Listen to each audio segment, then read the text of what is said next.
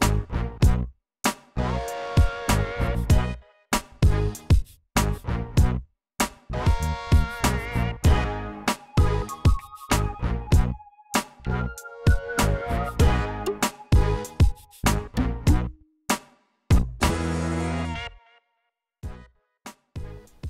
day, ladies and gents, and welcome to the last week on the Silly Talks Music Podcast, Season 5. I'm your host, Saba, from the Silly McWiggles project. If this is your first time here, just know that I'm dedicating this entire season in March 2024 to some amazing female musos I've got to know in some capacity and whose music I appreciate. You could say it's something in the spirit of #girl power. This week I'm speaking with Sam, the singer of the Sydney-based alt metal band called Fifth Dawn. We got in touch through the band's booking agent, Mish from Quona Creative, who had previously introduced me to some awesome Aussie acts belonging to the heavier music scene. And that genre or community is a significant factor in my conversation with Sam, and the reason I wanted to have this chat in the first place. Because, quite frankly, I reckon we still don't see enough female-led heavier bands. Not in Australia and not in the whole world. Don't you think? On a side note, I also talked about it in my first episode of the Cultural Popcorn Show called Loud. I co-hosted that American radio program for a year, and you can check out all the episodes on Mixcloud. I'll leave you the link to it in this episode's notes. But back to Sam and Fifth Dawn. Today, our conversation is centered around the place of the heavier music scene in Australia. From my observations alone, I can tell it's not the dominant genre these days, anywhere in the world for that matter. Pop, dance, electronic music and hip-hop are the chart toppers, right? So I kicked off the conversation by asking Sam about her view on that topic. Is there a true heavy music community in Australia? I'd say in comparison to the rest of the world, it's not very good. I think it's definitely like a small knit community. I think there are a lot of people that do listen to heavy music in Australia, but I'm finding a lot because I've even just within myself, I've been a part of this kind of music scene, or I've identified with the music scene for as long as I can remember, probably the age of 12. Like my brothers were in bands, in heavy bands, and used to play locally. So it's definitely kind of like a re-emergence of the scene now. I think it's booming a lot more than it has over the years. Like it's definitely something that it's growing, and I can see that happening. But I just don't see a lot of people actually go see live shows and support local bands and all that kind of stuff. I think in this digital age, I would like to see that kind of happening a bit more. Yeah, so even just when I was saying comparison to the rest of the world, like we have a huge following in the States and in some parts of Europe as well. And people are messaging us all the time, like, come to the States or come to Germany, and then they'll just spit out all these kind of random countries. And if you look at our Spotify stats and stuff, it's actually pretty impressive to see how many listeners in different parts of the world are actually listening to our music. In comparison to our own country, which I find incredible. Yeah. And that's a note I made as well, because I looked at your stats and I'm like, oh, Japan, Germany, like Austria, whatever, and also in Finland, because Finland is a very, like, we all make fun of Finland in a way in Europe, because Finland is a country where you have like a lot of nature. It's supposed to be so peaceful and stuff, and all of the like important heavy metal bands come from Finland, and we're like, where does it even come from? You guys are surrounded like by the definition of peace, and harmony, and you come up with all these screaming bands and like all these metal heads, it's really funny. But what you yeah, I've come across this as well, because I mean, I do follow some bands who are from Australia, but from the heavier music scene. I think Parkway Drive, they did a documentary as well about that, and for them, like the ultimate goal was to play at a festival in Germany, because like you said yourself, I think there is a lot of more traction for those bands, like heavier bands from Australia in Europe and in America than in your country, which is still funny. So yeah, So is there like a pocket of the heavier scene in Sydney as well, like within the whole music scene? Like, is there a lot of bands who are would be similar to yours? Um, so I wouldn't I wouldn't say so necessarily. Like there's bands that are doing well, but I wouldn't say that there's like all these kind of similar sounding bands. Um, like there's especially if you look at just even just female fronted bands, you've got like Yours Truly, Red Hook, Stand Atlantic, Yeah. and a few, and even just those names that I just mentioned, they're all very like they sound like very different bands to each other.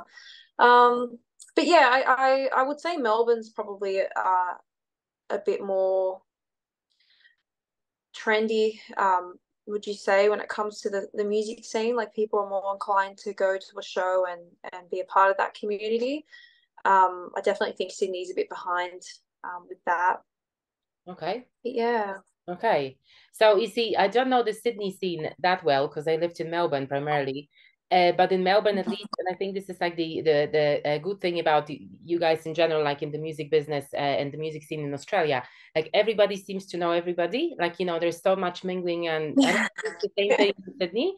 But even though they're like such big cities, like everybody seems to be like interconnected. And I'm like, well, mind blowing to me. Is that the same in Sydney, more or less? Yeah, definitely. It's all kind of entwined. Like I've even just being a part of it, and I wouldn't even call myself really heavy in the community because there was a few years there that we took a break from the band and we've kind of been we rebooted the band a couple years ago and it's going well. Oh, but a lot can happen in that time. But I'm surprised sometimes at how many people I know just from just messaging or like following people's bands and stuff like that. It definitely is kind of like a close knit community though. If you don't know the person personally, like you know of them, like everyone knows of each other essentially. So yeah. All right, so from what Sam is saying, it looks like the heavier music scene in Oz, and Sydney in particular, has taken the back seat for now, which confirms my perception of it as well. Yet, and thank God, awesome bands still make heavier music without worrying about whether it's trendy or not. And on that note as well, I was interested in learning how Fifth Dawn found their vibe. Was their sound already defined when Sam auditioned for the band? Or was it the other way around? Did the genre emerge when all of the band members came together?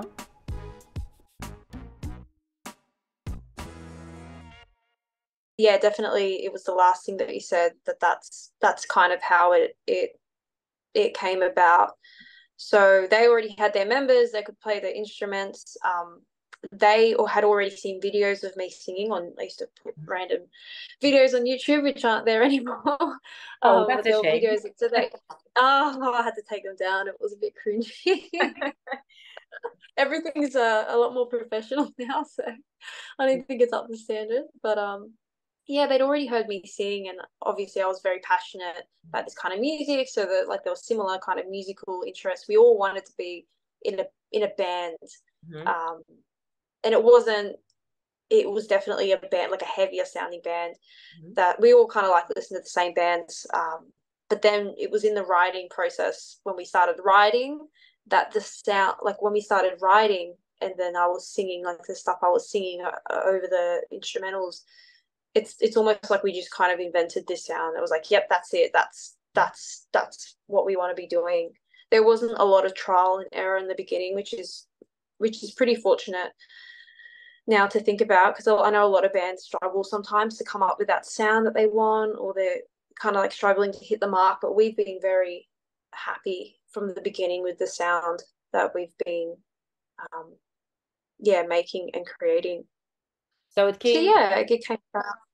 yes, it came about very organically, I would say. So you know what they say, there's like a saying, your vibe attracts your tribe, So I guess you guys came together.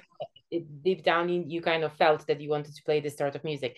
But tell me this then. I can imagine that you had some inspirations and like influences as well. So who did you look up to when you were kind of, you've got your own obviously singing style and stuff, but who are your kind of like musical heroes in that specific genre, maybe? Yeah, so I can only speak for myself there. I know a lot of bands will have their own kind of collective Mhm. inspiration, but it's really like in terms of the writers, I know we do have bands that we like Mhm. their sound and can kind of, I would say, directly influence our music. Yeah. But as far as bands that I aspire to be as a vocalist, obviously I'm going to say Evanescence. Everyone will probably think, oh, that's probably expected from someone like me. Amy Lee was a vocalist that I uh, was obsessed with and looked up to from a very early age. And people that do make comparisons to me and her and like my singing style, I will definitely agree with that. Only because a lot of the stuff I was singing when I was growing up was, was their music. But obviously, then I've refined and developed my own sound, which I thought it was important to actually step away from that and not sound like her and just be like a replica of her. Obviously, I wanted to have my own kind of individual style. Artists like Anthony Green from Circa Survive, Mhm. they're a band in the scene. They've been running for a long time. He's also the vocalist of S5E7, which is an older band if you know who they are. Vocally, I'm very inspired by him. Mhm. Jimmy Eat World is Yeah. probably one that you might know. Yeah, probably they're. I would have to say they're probably my top five favorite bands of all time. Okay. Which is unusual because we don't sound anything like them. But him as a vocalist, his writing, his melodies, he's almost like a storyteller when it comes to um, music, and I really love that about him. Yeah, so they would probably be, I'd say, like my top three. Okay, cool. So look, out of the three, you mentioned just one with a female vocalist. You see, so that also kind of proves my point. Yeah. Well, see, that's the thing. It kind of does suck to say a little bit, but growing up, there just wasn't. Oh, I'd say another example is Sharon from Within Temptation. They're a big band in Europe. Um, she she just has an incredible voice. They're more of like a symphonic kind of like metal band. Um, Kind of like Nightwish. They're very similar to Nightwish, if you know who they are. Yeah. Yeah, she's probably the only other example I would say of a vocalist that I've always looked up to in that their band actually, you Mm. know, writes heavier music. There are other female artists that I look up to, like Regina Spektor is a Mhm. huge influence for me. But she's not in a band. They're not heavy. She's basically just a singer songwriter. She writes a lot at the piano. But I look up to her a lot vocally as well. Okay, so how about we dive deeper into the topic of women fronting groups in the heavier genres? As Sam mentioned herself, her influences as a vocalist are only partially female. So the question arises, where does it come from? Is it the genre itself that is not popular amongst women?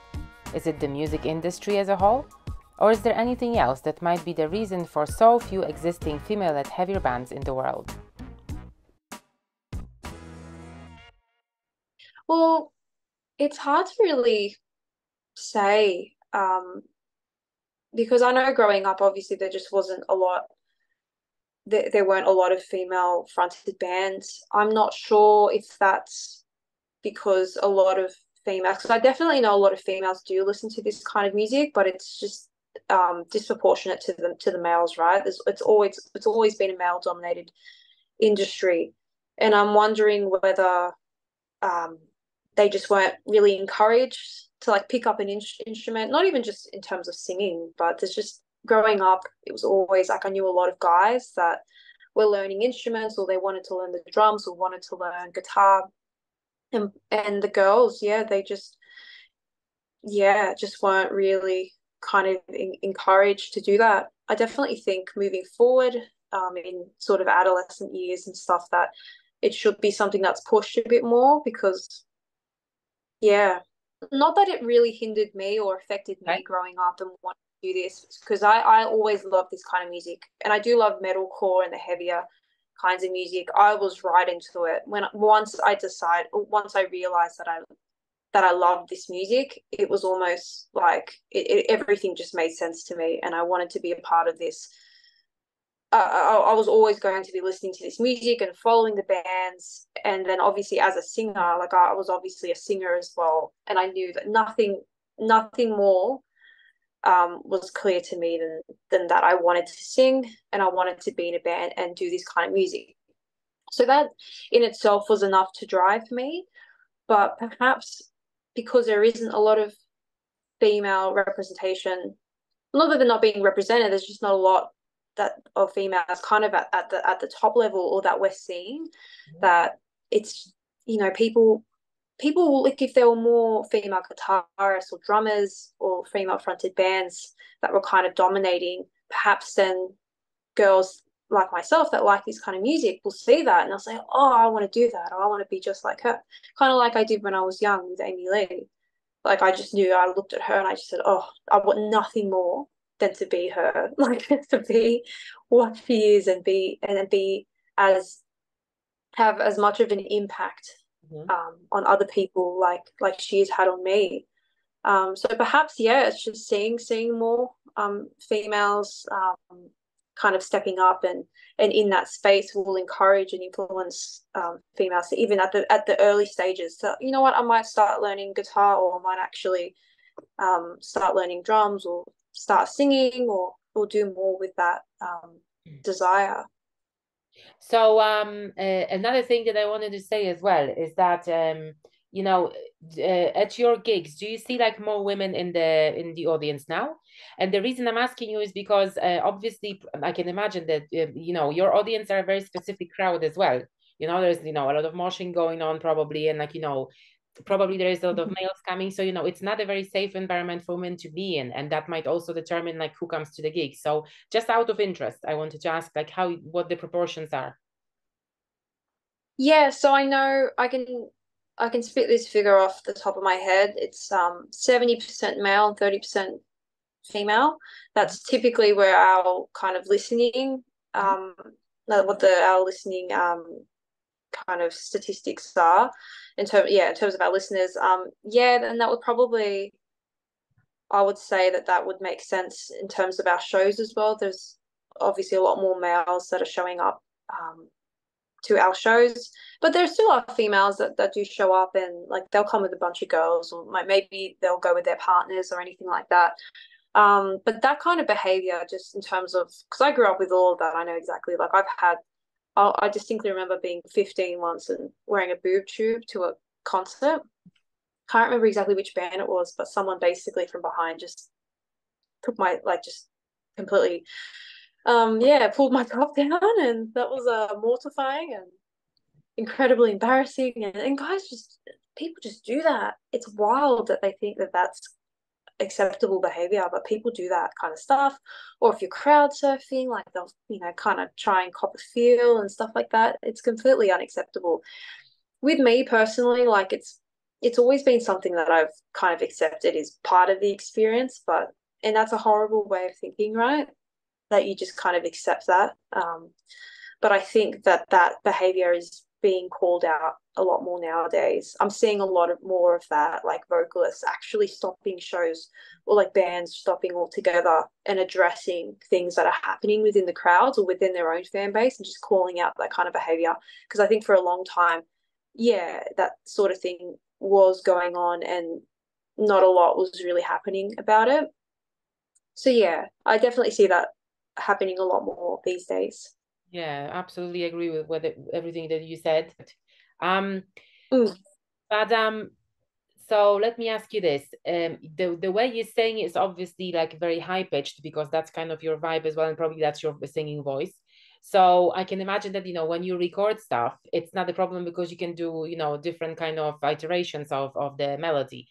Now, at the Mm. gig, when you've got all these heavy instruments behind you, and like the clicks, whatever you've got to your ears, and there's people screaming, like, how do you cope with this? Or like, how do you prepare for the gig so that your voice can, because how long is your set, first of all? Is it like an hour or longer than that? Oh, depends. Longest set we've played is 45 minutes, and the minimum's usually 30 minutes. So we haven't played an hour yet.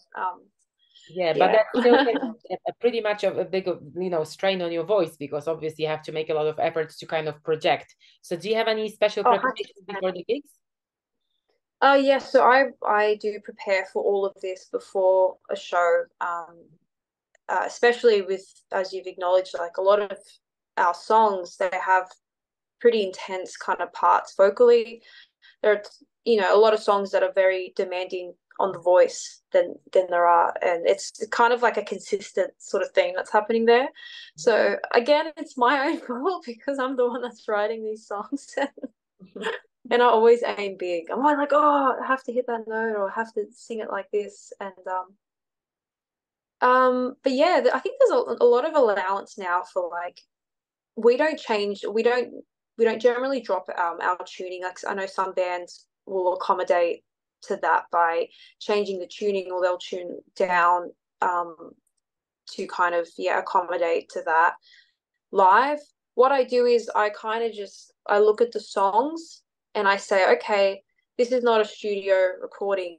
This is me singing live, and how can I achieve having like an excellent vocal performance that's not sacrificing the melodies and it's still like emotionally charged and driven, but at the same time preserving my voice. So yeah, I do modify the melodies a bit when I'm on stage, and I practice a lot.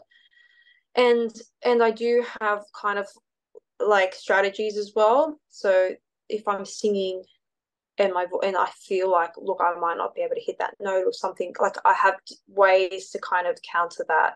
So I'll either kind of transition into my head voice, try and have project a stronger sound, like still singing the note, but just not belting it as I normally would. Because it's all relative, right? Like every day, I can't predict what my voice will sound will be on any given day. I could be sick, I could have congestion or something like that. That will obviously affect how I sing. But I would urge or implore all vocalists to just look after their voices and try and minimize how much they're singing and even like talking, like not shouting, doing everything that they can to kind of rest their voice before they play or perform, because it makes a huge difference in the end. And drinking lots of water, a huge one as well. Well, I also heard that, but that obviously is not true. There was some kind of a movie, and it was a bit of a joke that someone needed to like sing, like really high notes. So they had like the raw egg, they kind of downed it, the raw egg, and it helped them sing apparently. And I know this must be an urban legend. Well, Yeah. if it works, it might be like a placebo kind of thing. Yeah. They This like, oh, Yeah, disgusting too, if you ask me. But anyways, but look, when you like write the songs, like do you already like if if the melody kind of is quite demanding, do you think about it when you write the song that you might want to, or you might have to sing it on stage, so therefore maybe I'm not gonna go there with the melody, or do you write the songs and worry about projecting on stage later? I worry about it later because I Okay. don't never want to limit myself. I just think that it's so important in this industry, even just as a band, to to get recognized and to stand out. So difficult to stand out from other bands when there's so much noise already happening. There's so many bands that are doing the exact same stuff that you're doing, and to kind of cut through that noise, it's already difficult enough as it is. So I don't want to be making choices in the writing process like, oh, you know what, I'm going to tone that down, or do anything that will kind of lessen the actual writing. So if I have this idea for a song that's over here, but then if I worry too much about what I'm going to do with that song later when I sing it live, then it might change sort of the direction in a way that doesn't actually, kind of help the song to begin with. See, I just worry about it later. There's nothing that I can't sing as well. Like there's like what I write, I make sure, okay, yep, I can sing that comfortably. It's not like I'm like there are some notes that are probably a bit insane, but it's not like every song has a really difficult kind of note. I make sure that it's kind of across the board. It kind of evens itself out a little bit.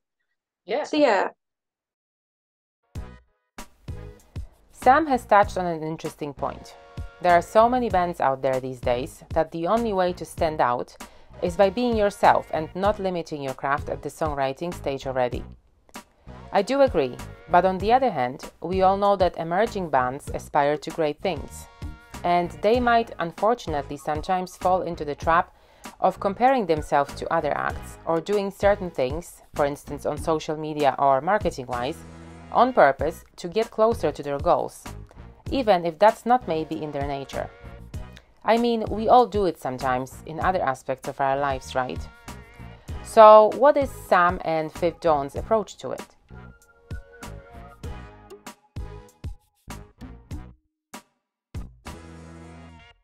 I think I'm learning a lot of that as well.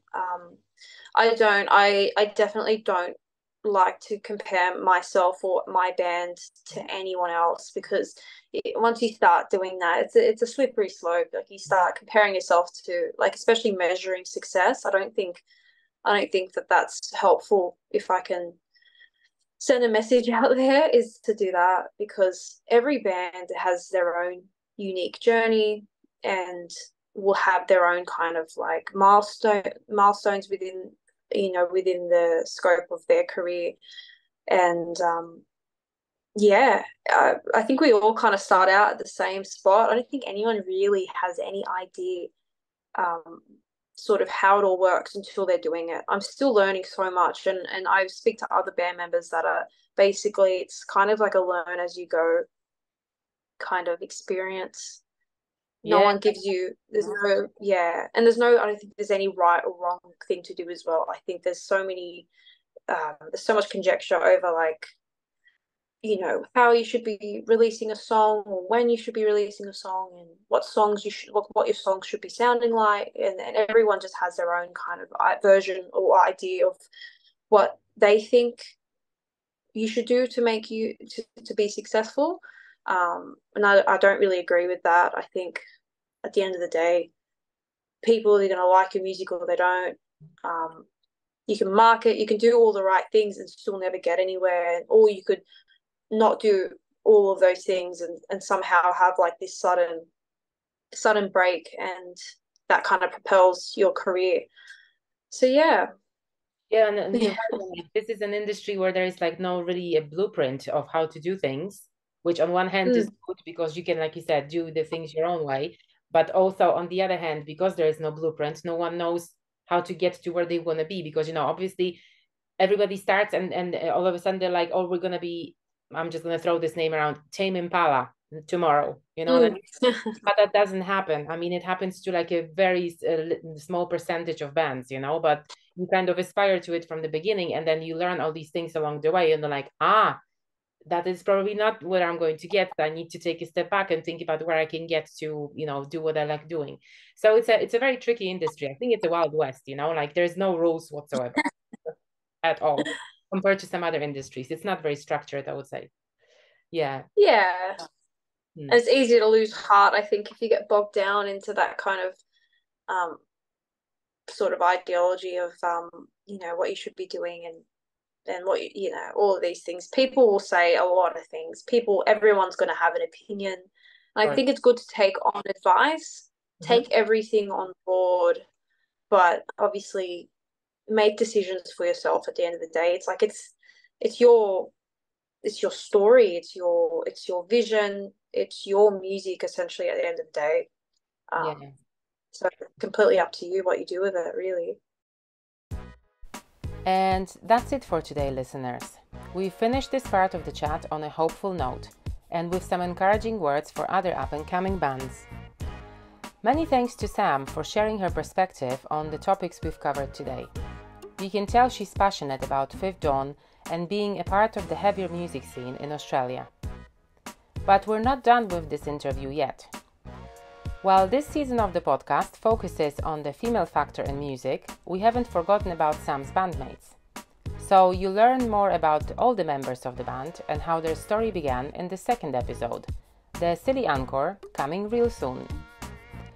The best way to find out when it's dropping exactly is by following or subscribing to the Silly Talks Music podcast, wherever you normally listen to it.